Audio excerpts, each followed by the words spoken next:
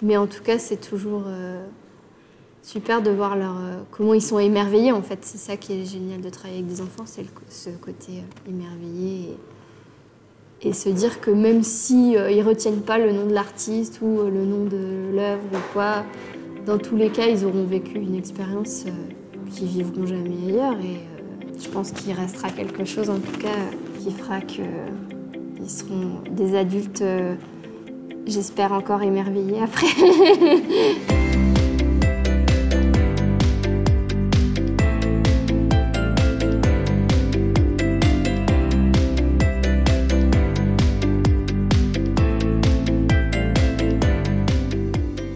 J'ai fait un master direction de projet culturel à Clermont.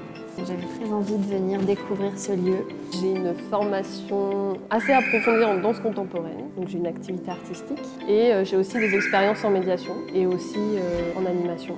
J'ai une licence d'art du spectacle en spécialité cinéma. Après, j'ai fait 1 an de service civique. J'étais pas mal sur la gestion de projet et j'avais un peu de médiation. Et là, j'ai eu un master récemment, direction de projet culturel.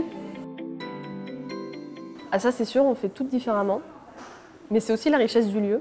Parce que pour le coup, pour en revenir un petit peu à la question de qui sont les médiatrices à mille formes, c'est vraiment hyper riche parce que on a toutes des expériences professionnelles antérieures en fait.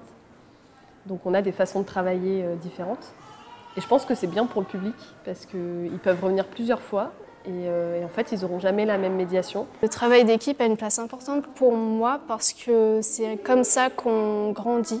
C'est en partageant nos expériences qu'on en apprend plus sur notre métier. Et c'est aussi en partageant nos ressentis, on se soutient mutuellement, on se conseille, on se console aussi. Tous les jours, on va se voir les uns, les autres, les unes et les autres parce que c'est aussi un espace qui est complètement ouvert. On peut communiquer, se poser des questions, se donner des conseils. On a aussi des réunions tous les jeudis soirs et qui vont nous permettre aussi de revoir des doutes qu'on aurait ou peut-être aussi préciser certaines choses. Je trouve que l'entente entre nous, elle est vraiment essentielle parce qu'on a besoin d'être un peu sur la même longueur d'onde quand on accueille les enfants. Et puis je trouve que ça participe vraiment de l'atmosphère aussi de Mille Formes, le fait qu'on s'entende bien entre nous. On n'est que des filles. Enfin, moi, j'ai toujours trouvé de toute façon que dans le monde du travail, pour moi, le plus important, c'est l'équipe et comment je me sens avec les gens. Et ici, on se sent bien parce qu'on s'entend bien. Et donc, je pense que ça se sent aussi face au public. On a également mis en place des fiches médiation dans lesquelles on partage nos pratiques. Donc on écrit sur nos médiations individuelles autant que sur nos médiations de groupe. Voilà, ça c'est tangible et ça va permettre aux futurs médiateurs ou médiatrices de prendre part à ces écrits.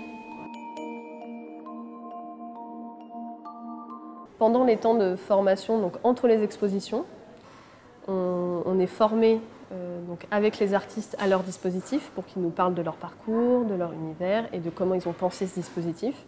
Et on prend un temps tout ensemble pour un peu se mettre d'accord sur ce qu'on a compris du concept du dispositif. Et du coup, même si on le fait toutes de manière différente, on a toute une même ligne directrice. Sauf qu'on ne l'aborde pas de la même façon. Les expositions changent, donc les programmations changent. Et là, on rencontre les artistes. Et du coup, c'est un moment particulier parce qu'on peut poser toutes les questions qu'on aurait envie de poser. Tout le sens qu'on veut avoir absolument parce que c'est ultra important. Parce qu'on va faire vivre ce dispositif-là après, quand ils seront partis. Et du coup, c'est un moment privilégié parce que c'est des artistes aussi, ça nous apporte beaucoup, je pense. Leur manière de voir les choses, leur manière de voir leur art. Ça, c'est intéressant parce qu'ils nous présentent aussi leur parcours, on va dire leur signature artistique, je ne sais pas trop comment le dire, mais ce qui fait qu'ils sont artistes et pourquoi ils font ce qu'ils font. Parce que par exemple, là, on a 3 artistes d'art urbain, ils ne font pas du tout la même chose, alors que c'est tous de l'art urbain. Nous, on peut aussi le retranscrire aux enfants et bien leur expliquer qui est cet artiste, comment il a pensé cet atelier, tout ça. Après, bien sûr, libre cours à notre imagination à nous, chacune de notre côté, mais quand même qu'on ait une trame un peu pour que tout le monde dise à peu près la même chose de ce qui a été essentiel en tout cas.